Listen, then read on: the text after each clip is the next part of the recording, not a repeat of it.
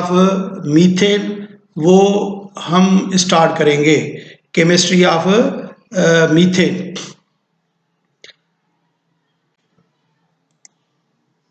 पहले इंट्रोडक्शन है। इंट्रोडक्शन में बताते हैं कि methane is the first and simplest member of alkane family with molecular formula CH4। ये कहाँ मिलता है, यानी कि इसकी अकरेंस क्या है? Occurrence, it is the major constituent of the natural gas. Pakistan में नेचुरल गैस जो नालो कहिड़ो आहे, Sui gas, which contain 94.6% of methane. सुई गैस में नाइट्रोजन जो ही परसेंट त अबंडेंस मीथेन गैस असांखे मिले थी सुई गैस में। In Pakistan, natural gas occur in the form of sui gas found at Sui in Balochistan.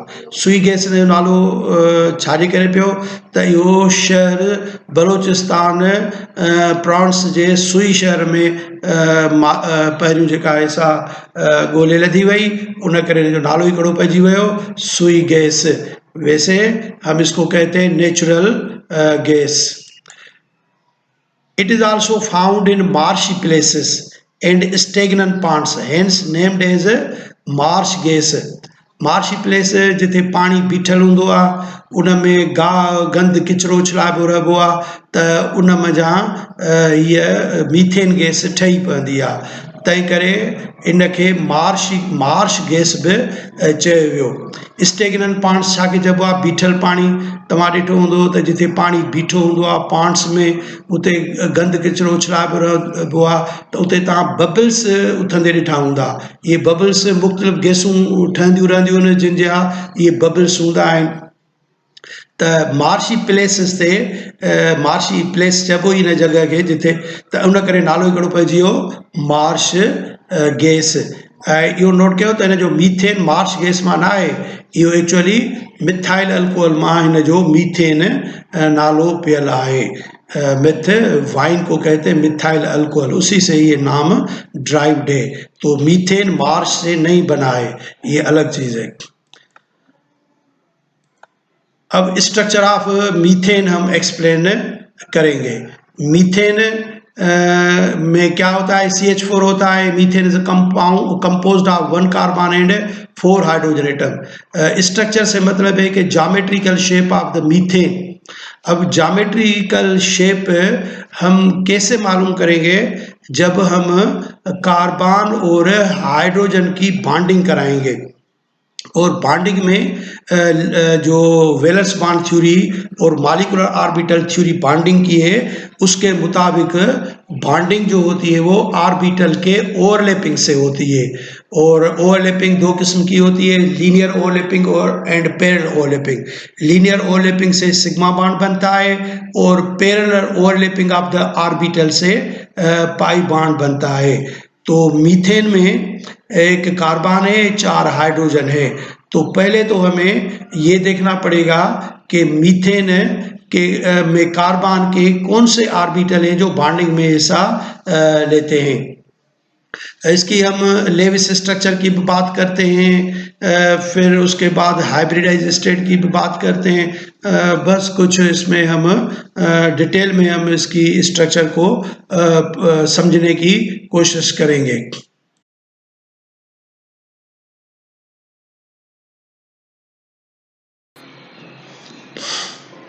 Carbon of methane is sp3 hybridized, containing 4 sp3 hybrid orbital। तो ये हमें मालूम है कि कार्बन का एटॉमिक नंबर 6 है, और जब हम कार्बन की कॉन्फ़िगरेशन करेंगे ग्राउंड स्टेट में, तो इसके इलेक्ट्रॉन ये होते हैं 1s2, 2s2, 2px1, 2py1। तो इसके पास 2 अनपेयर्ड इलेक्ट्रॉन कहलाते हैं। ये आउटर मोस्ट शेल है। आउटर मोस्ट शेल में कुल इलेक्ट्रॉन कितने हैं? 4 इलेक्ट्रॉन हैं। तो उसकी जो अनपेयर्ड होते हैं वो उसकी वैलेंसी होती है, लेकिन हमें मालूम है कि कार्बन की वैलेंसी 4 है। तो इसका आंसर ये दिया गया कि जब कार्बन बॉन्डिंग में हिस्सा लेता है तो वो एक्साइटेड फॉर्म में आता है, माना सराउंडिंग से थोड़ी एनर्जी लेकर। ये जो 2s में 2 इलेक्ट्रॉन है, क्योंकि शेल वही है, 2 नंबर है, तो उस 2 शेल के सब शेल से s इलेक्ट्रॉन शिफ्ट होकर स्टेप बाय स्टेप 2pz पर पहुंच जाता है और इसको हम क्या नाम देते हैं, excited state electron configuration. 1s2 2s2 2px 2py 2pz। अब इसके 4 अनपेयर्ड इलेक्ट्रॉन है, तो कार्बन की वैलेंसी हो गई 4, लेकिन हमें मालूम है कि जो s orbital px py pz orbital होते हैं ये तो इनकी शेप जो होती है जो हमने पढ़ा है, s ऑर्बिटल स्फेरिकल होता है और ये जो px ऑर्बिटल होता है वो डम्बेल होता है और ये py 90 पर होता है और ये pz से होता है। तो अगर हम कहें कि कार्बन के ऑर्बिटल जो बॉन्डिंग में हिस्सा लेते हैं वो कौन से हैं, 2s और ये 2px और ये 2py और ये 2pz। आप देख रहे हैं कि px py और pz में 90 की एंगल है, हर एक के पास एक एक इलेक्ट्रॉन है। अगर हाइड्रोजन ए से आएगा, एक हाइड्रोजन इधर ओवरलैपिंग करेगा, लीनियर सिग्मा बॉन्ड और सिग्मा बॉन्ड, तो ये जो px py pz ये तो 19 पर है। ये तो बात समझ में आ गई कि कार्बन के साथ 3 हाइड्रोजन है वो 19 एंगल पर है, अटैच होंगे, लेकिन जो फोर्थ कार्बन जो फोर्थ हाइड्रोजन है उसका s ऑर्बिटल ये 2s से ओवरलैपिंग करेगा तो उसकी कोई एंगल नहीं बनेगी। तो इस थ्योरी के मुताबिक ये जो हमने कहा कि ये वेलर्स बॉन्ड थ्योरी के मुताबिक तो मीथेन की ज्योमेट्रिकल शेप ऐसी होनी चाहिए कि कार्बन के साथ 3 हाइड्रोजन 90 एंगल पर हो और फोर्थ की कोई एंगल ही नहीं बने। लेकिन एक्सपेरिमेंट एक्सरे एनालिसिस से मालूम हुआ कि मीथेन में कार्बन के साथ all the 4 hydrogen are bonded equally और उनके दरमियान में 109.5 की एंगल होती है, टेट्राहाइड्रल फॉर्म में होते हैं। तो उसमें ये जो बॉन्डिंग होती है चारों हाइड्रोजन के एक ही एंगल पर है, तो इसके मुताबिक तो होगा ही नहीं। तो एल पॉलिंग ने इस एक्साइटेड स्टेट से आगे बात की कि ये जो ऑर्बिटल है ये चारों ऑर्बिटल ये बॉन्डिंग में हिस्सा नहीं लेते हैं, जैसे हमने कहा कि 2s px py pz, लेकिन ये आपस में मिक्सअप होकर नए ऑर्बिटल बनाते हैं जिनको हम क्या कहते हैं, जिनको हम कहते हैं हाइब्रिड ऑर्बिटल। और ये फिनोमेना क्या कहलाने लगा, हाइब्रिडाइजेशन। कौन सा फिनोमेना बन गया, हाइब्रिडाइजेशन। तो ये हाइब्रिडेशन कैसे होती है ये आप देखें। अब क्या होगा कि कार्बन अगर 4 एटमों के साथ बॉन्डेड है तो ये चारों आपस में मिक्सअप होंगे, यानी कि 2s 2px 2py 2pz। ये इनकी अच्छी फिगर बनी हुई है। ये 2x है, ये 2px x एक्सिस पर है, ये y 2py y एक्सिस पर है और ये 2pz। अब ये चारों के चारों ऑर्बिटल आपस में इंटरमिक्स होंगे और ये अपनी जो असल फॉर्म है ये ख़त्म करके नए ऑर्बिटल बनाएंगे जिसमें s का भी हिस्सा होगा तो p का भी हिस्सा होगा, s का भी शेयर होगा तो p का भी होगा, sp3। क्यों कहा हमने इसको sp3, क्योंकि इसमें s का एक हिस्सा है और p का जो है वो 3 पार्ट है, इसलिए हम इसको कहेंगे ये sp3 हाइब्रिड ऑर्बिटल हमने इनके बनाए हैं। तो ये 4 के 4 आपस में मिलकर 4 sp3 बनाएंगे।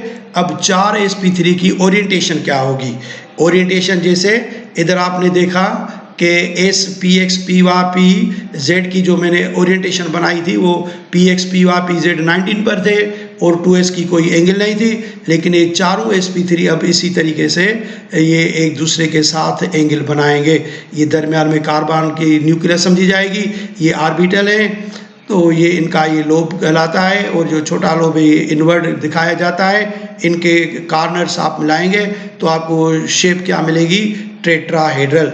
These 4 sp3 hybrid orbital are arranged arranged in tetrahedral fashion with an angle of 109.5 degree or 109 degree 0.28 minutes. 0.28 minutes तकरीबन हाफ डिग्री है, तो जनरली हम इसको ऐसे लिखते हैं। और अगर जनरल कंप्लीट लिखें तो 109.28, अगर जनरल लिखें तो इस तरीके से इनको लिखते हैं। तो अब हर sp3 में एक एक इलेक्ट्रॉन होगा। अब ये 4 sp3 हाइड्रोजन के साथ ओवरलैपिंग करके बॉन्ड बनाएंगे। ये 4 sp3 आप देखें कि इस तरीके से ये टेट्राहेड्रल फॉर्म में ये फिगर है। इनके दरमियान में एंगल कितने की है, 109.5 है। ये 3 डायमेंशनल पिक्चर दिखाई गई है, जो आगे भी नज़र आ रहे हैं और पीछे भी इसकी स्ट्रक्चर नज़र आ रही है। 3 डायमेंशनल कहलाएगी। हर sp3 में एक एक इलेक्ट्रॉन है, तो एक एक हाइड्रोजन आएगा और उनके साथ ओवरलैपिंग करके सिग्मा बॉन्ड बनाएंगे। ये sp3 sp3 sp3 4 sp3 है और हर किसी के पास एक एक इलेक्ट्रॉन है। हाइड्रोजन का ऑर्बिटल 1s होता है, ये 1s ऑर्बिटल हाइड्रोजन का है। ये लीनियर ओवरलैपिंग, ये ओवरलैपिंग और उसके नतीजे में सिग्मा बॉन्ड बनेंगे। तो कार्बन हाइड्रोजन के साथ ये सिग्मा बॉन्ड उन्होंने बनाए। sp3 के दरम्यान में एंगल कितनी थी, 109.28 की थी। तो ये tetrahedral geometrical shape of methane बन गई। तो मैंने आपको एक्सप्लेन किया कार्बन के जो उसके एटॉमिक ऑर्बिटल हैं उनकी शेप दिखाकर हाइब्रिडाइज्ड स्टेट तक हमने ये पढ़ा। तो ये हाइब्रिडाइजेशन मोस्ट इम्पॉर्टेंट टॉपिक होती है, ये हम फर्स्ट ईयर में पढ़ते हैं, लेकिन ऑर्गेनिक केमिस्ट्री में उनकी बार बार हमें ज़रूरत पड़ेगी। तो आप हाइब्रिडाइजेशन जो आपने फर्स्ट ईयर में पढ़ी हुई है उसको दोबारा पढ़कर फिर अच्छे तरीके से ऑर्गेनिक केमिस्ट्री में मीथेन, ईथेन और ईथीन और एसिटाइलिन या ईथाइन की स्ट्रक्चर समझ सकते हैं। तो ये हो गई structure of methane. In the formation of methane 4 sp3 hybrid orbital of carbon overlap separately with 4 1s atomic orbital of hydrogen to form 4 equivalent carbon hydrogen sigma bonds. ये भी स्ट्रक्चर है, सेम स्ट्रक्चर है। ये अच्छी तरीके से आपको ये अलग अलग कलर देकर दिखाई गई है। ये कार्बन है, ये इनके एक्सिस के दरमियान में ये एंगल हम मेजर करते हैं। It means the structure of methane is tetrahedral in which carbon is situated at the center and hydrogen atoms are lying at its 4 corners of tetrahedron as given in figure। ये हमारे text book की language है जो लिखी हुई है इस structure के बारे में। उसके बाद हम मीथेन की प्रिपरेशन पढ़ेंगे। वैसे तो सारे अल्केन मेंबर की हमें जनरली स्टडी करनी पड़ेगी, लेकिन हमारे कोर्स के मुताबिक सिर्फ मीथेन और ईथेन केमिस्ट्री की जो स्टडी करनी है, तो हम प्रिपरेशन में सिर्फ मीथेन और ईथेन की पढ़ेंगे, स्ट्रक्चर उनकी पढ़ेंगे। तो नाउ प्रिपरेशन ऑफ मीथेन। अब इस मीथेन को हम किस तरीके से प्रिपेयर करते हैं, आप किस तरीके से याद करेंगे। पहली तो पॉइंट है कि किस केमिकल कंपाउंड से हम उसको प्रिपेयर करेंगे और वो जो मेथड होगा उस मेथड का नाम बताएंगे। जैसे नंबर 1 मेथड हमारे टेक्स्ट बुक के मुताबिक फ्रॉम सोडियम एसीटेट कैसे बनाते हैं, उस मेथड का नाम क्या है, by decarboxylation. Decarboxylation preparation of methane. Number 1 from sodium acetate by decarboxylation. अब इस मेथड में जैसे जाहिर है कि व्हेन एनहाइड्रस सोडियम एसीटेट, ये सोडियम एसीटेट की फार्मूला है। When anhydrous means without water, dry होना चाहिए, is heated with soda lime. Soda lime catalyst का काम करेगा। Prepared by soaking quick lime calcium oxide with caustic soda solution and drawing the product. तो ये कहलाता है सोडा लाइम। सोडा लाइम के साथ हम सोडियम एसीटेट को मिक्स करके हम इसको हीट करते हैं। जैसे ये लेबॉरेटरी मेथड है और इधर दिखाया गया है। ये हमारे पास कंबशन ट्यूब है, इसमें sodium acetate plus soda lime prepared by soaking quick lime किसे बोलते हैं, कैल्शियम ऑक्साइड को, और कास्टिक सोडा सॉल्यूशन में मिलाकर फिर उसको ड्राई करते हैं ताकि वो एनहाइड्रस रहे। फिर इन दोनों को सोडियम एसीटेट और सोडा लाइम को इस कंबशन ट्यूब में रख कर और इसको स्टैंड में बंद करते हैं। और ये डिलीवरी ट्यूब है क्योंकि हम मीथेन गैस को कलेक्ट करेंगे over the water by the displacement of the water, क्योंकि मीथेन गैस कलरलेस गैस है और उसकी मॉलिक्यूलर मास 16 है, वो एयर से हल्की गैस है, इसलिए वो जाहिर है कि वो कंटेनर में नहीं बैठेगी, वो ऊपर चली जाएगी, उड़ जाएगी इसलिए। और वाटर में जो इनसॉल्युबल होती है, तो ये गैस जार है, इसको पहले वाटर से भरते हैं, फिर लिड लगाकर ये बेहाइव शेल्फ है या कोई स्टैंड है, इसके ऊपर रखा जाता है। ये वाटर टब है और ये डिलीवरी ट्यूब है, इसमें आता है। ये अंदर से वो उस पर जो लिड ढकना लगाते हैं वो पानी में अंदर ही उसको निकाल देते हैं, पानी इधर खड़ा रहता है, नीचे नहीं गिरेगा। अब इस एपरेटस को सेटअप करके अब हम इसको इस बंसन बर्नर से इस हीट करेंगे। अब जैसे हीट करेंगे तो उनके दरमियान में रिएक्शन शुरू हो जाएगा और मीथेन गैस जो बनेगी इस डिलीवरी ट्यूब से आकर ये बबल की सूरत में ऊपर जाएगी। जैसे ये गैस उसके वाटर के ऊपर प्रेशर लगाएगी तो वाटर नीचे गिरता जाएगा, ताकि जब पूरा वाटर इस सिलेंडर से निकल जाए तो हम कहेंगे कि अब ये जो सिलेंडर है, जो गैस जार है, वो मीथेन गैस से भर चुकी है। अब इसको पानी में अंदर ही फिर उसी तरीके से लिड देकर बाहर निकाल कर रखते हैं। तो इसमें होता क्या है, इसमें ये जो आप देखें, इसमें इसी तरीके से ये रिएक्शन जो हमने इधर दिखाया है, सोडियम एसीटेट की स्ट्रक्चर लिखी है पूरी। एसिटिक एसिड याद है आपको, CH3C डबल बॉन्ड ONA, ये सोडियम एसीटेट हकीकत में साल्ट है जो हमने एसिटिक एसिड और सोडियम हाइड्रोक्साइड को रिएक्ट करके बनाया है। तो आपसे ये पूछ सकता है कि how will you prepare methane from the acetic acid.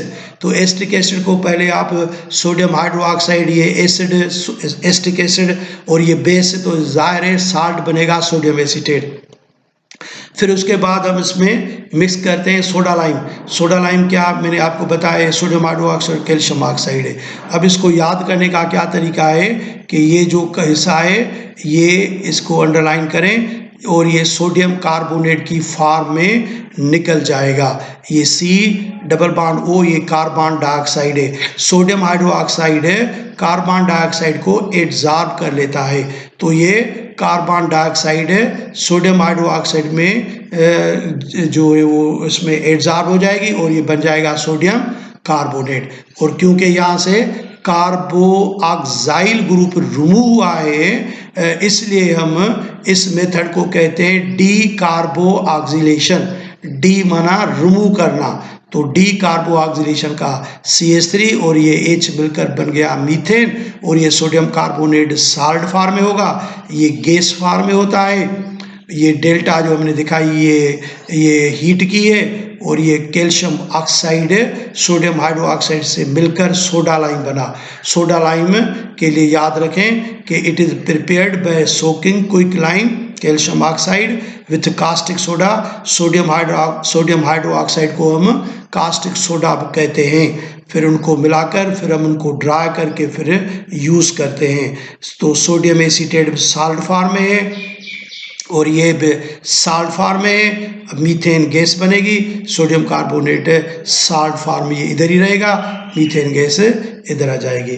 तो इस मेथड का नाम हुआ डी कार्बो ऑक्सिलेशन। तो ये this method is more convenient method for the preparation of methane, और ये लेबॉरेटरी मेथड ऑफ प्रिपरेशन है। वैसे तो मीथेन को लेबॉरेटरी में प्रिपेयर करने की ज़रूरत ही नहीं है, क्योंकि हमें नेचर में मीथेन अबंडेंस फॉर्म में सुई गैस नेचुरल गैस से हम हासिल करते हैं। लेकिन केमिस्ट्री पॉइंट ऑफ व्यू से हमने इसको पढ़ा कि इसको किस तरीके से हम लेबॉरेटरी में भी प्रिपेयर कर सकते हैं। और उसके बाद दूसरा मेथड है of the preparation of methane gas. ये दूसरा मेथड है। इस मेथड में हम मीथेन को प्रिपेयर करते हैं from the alkyl halide. Alkyl halide का कौन सा मेंबर लेंगे? Methyl iodide. और जो फिनोमेना होगा, जो प्रोसेस है, उसको हम बोलते हैं रिडक्शन।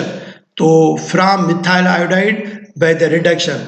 अब रिडक्शन मिथाइल आयोडाइड की जो अल्काइल हेलाइड का मेंबर है कैसे करेंगे? एक होती है विथ द नेसेंट हाइड्रोजन और दूसरी होती है मॉलिक्यूलर हाइड्रोजन के साथ। और उस मॉलिक्यूलर हाइड्रोजन में हम कैटलिस्ट यूज करते हैं। तो दूसरे मेथड को हम कहेंगे कि रिडक्शन विथ कैटालाइटिक हाइड्रोजिनेशन, माना कैटलिस्ट की मौजूदगी में। तो मिथाइल आयोडाइड की फार्मूला है। अब नेसेंट हाइड्रोजन क्या है? नेसेंट हाइड्रोजन एटॉमिक हाइड्रोजन को कहते हैं, और जो हम एन उसी वक्त प्रिपेयर करते हैं जब उसको उसके साथ रिएक्शन कराते हैं। तो ये जिंक और HCl से बनती है।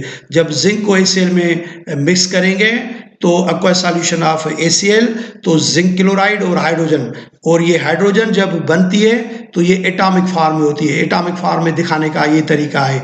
ये स्क्वायर ब्रैकेट यूज किया है कि ये हाइड्रोजन की कंसंट्रेशन दिखा रहा है जो एटॉमिक सूरत में। ये अलग प्रिपेयर करके आप मिथाइल आयोडाइड में डालेंगे तो रिएक्शन नहीं होगा, क्योंकि वो मॉलिक्यूलर हाइड्रोजन ये रिएक्शन नहीं करेगा। इसलिए इसको दिखाने का तरीका क्या है कि एरो पर हमने जिंक और ये 2HCl लिखा, तो अंडरस्टूड है कि इन दोनों के मिलने से क्या बनेगा? ये एटॉमिक, ये नेसेंट हाइड्रोजन जो एटॉमिक फॉर्म में होता है। तो इनका अलग रिएक्शन मैंने समझाने के लिए लिखा है, लेकिन इसको इस तरीके से लिखेंगे।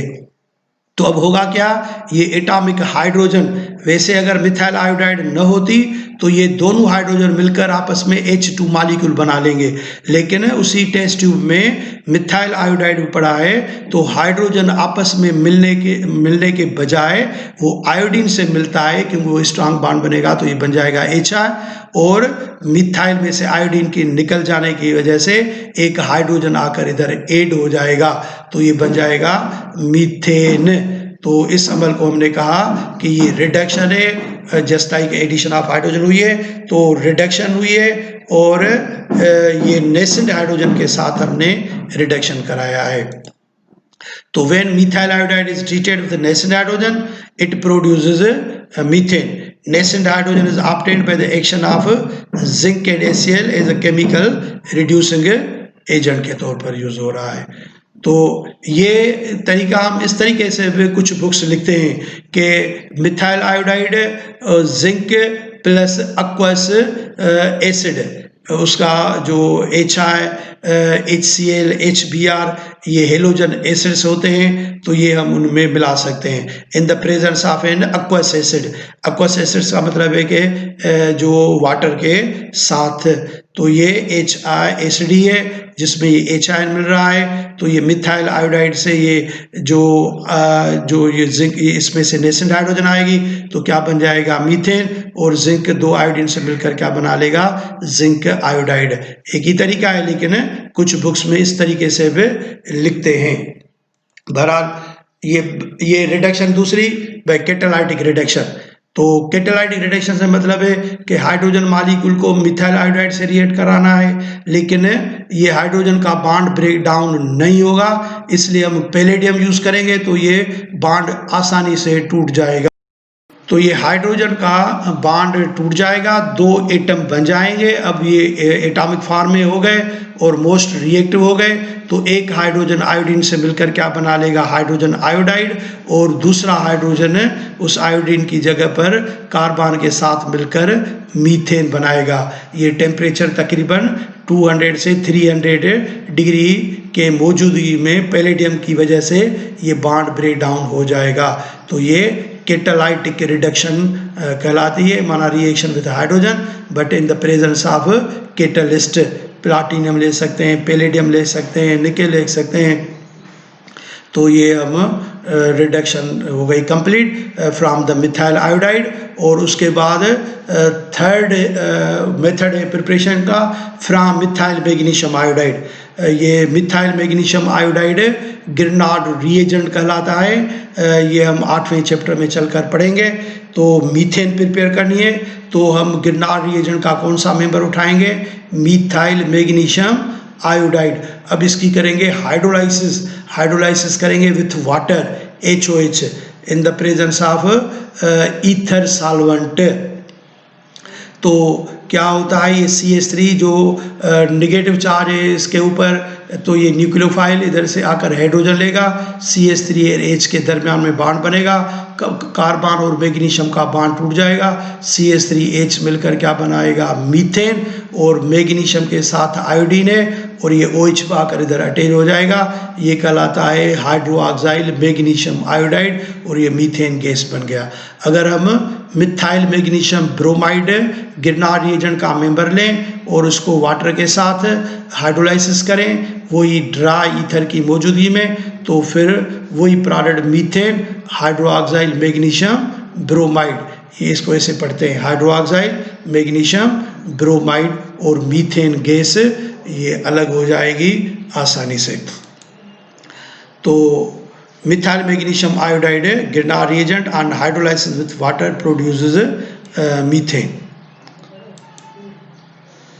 एक ये तरीका है जो हमारे हाइड्रोजन के चैप्टर में है कि in laboratory methane can be prepared by boiling aluminium carbide with water. Aluminium carbide जो एक इनऑर्गेनिक कंपाउंड है, जब हम इसको वाटर के साथ बॉयल करते हैं तो ये मीथेन और एल्यूमिनियम हाइड्रोक्साइड बनेगा।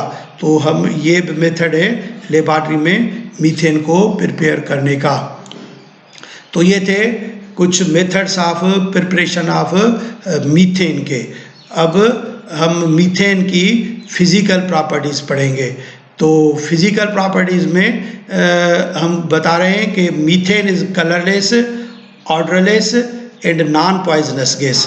इसका कोई कलर नहीं होता है, इसको कोई स्मेल, ऑर्डर बोलते हैं स्मेल को, कोई भी स्मेल इसकी नहीं होती है, और ये नॉन पॉइजनस गैस है। पॉइजनस जहरीली गैस नहीं है, ये नॉन पॉइजनस गैस है। और वाटर में इसकी सॉल्युबिलिटी बिल्कुल कम है। It is slightly soluble in water, that is 100 ml water dissolve only 5 ml of methane at 20 degree centigrade. Water का जो टेम्परेचर 20 डिग्री सेंटीग्रेड हो तो उस 100 ml में मीथेन कितनी डिजॉल्व हो सकती है, ओनली 5 ml, बिल्कुल कम है। तो ये स्लाइटली सॉल्युबल है। उसका रीज़न क्या है कि वाटर पोलर होता है और मीथेन नॉन पोलर होता है। तो पोलर पोलर में डिजॉल्व होता है, नॉन पोलर में डिजॉल्व होता है, इसलिए मीथेन गैस वाटर में इनसॉल्युबल ही रहती है। तो रीज़न है the low solubility of methane in water is due to its non polar nature. Third property है it is soluble in alcohol, acetone and ether, क्योंकि ये ऑर्गेनिक सॉल्वेंट है और ये नॉन पोलर होते हैं, इसलिए ये भी नॉन पोलर है, मीथेन नॉन पोलर है, तो उनमें मीथेन किसी हद तक सॉल्युबल होती है। और it is lighter than air, हवा से ये हल्की गैस है। When liquefied it is less dense then water. अगर हम इसको लिक्विफाई करें तो वाटर से इसको कंपेयर करें तो वाटर के मुकाबले में इसकी डेंसिटी बिल्कुल कम होगी। एयर से तो उसकी पहले ही डेंसिटी कम है। एयर में ऑक्सीजन गैस है जिसका मॉलिक्यूलर मास 32 है, और नाइट्रोजन गैस है जिसका मॉलिक्यूलर मास 28 है, और मीथेन का मॉलिक्यूलर मास कितना बनेगा 16। तो 16 28 से कम है और 32 से कम है, इसलिए मीथेन गैस हल्की गैस, लाइटर देन एयर होती है। Methane molecule symmetrical and non polar. Symmetrical क्यों कहते हैं कि उसकी जो ज्योमेट्रिकल शेप है वो टेट्राहेड्रल है। कार्बन के साथ चारों हाइड्रोजन जो है वो सिमेट्रिकल पोजीशन में होते हैं, और कार्बन और हाइड्रोजन में जो डिफरेंस ऑफ इलेक्ट्रोनेगेटिविटी ज़्यादा नहीं है, इसलिए हम कहते हैं कि ये covalent bond non polar covalent bond होता है। It Burns with pale blue non luminous flame. ये मीथेन गैस जलती है और जो फ्लेम बनता है उसमें कोई रोशनी नहीं होती है,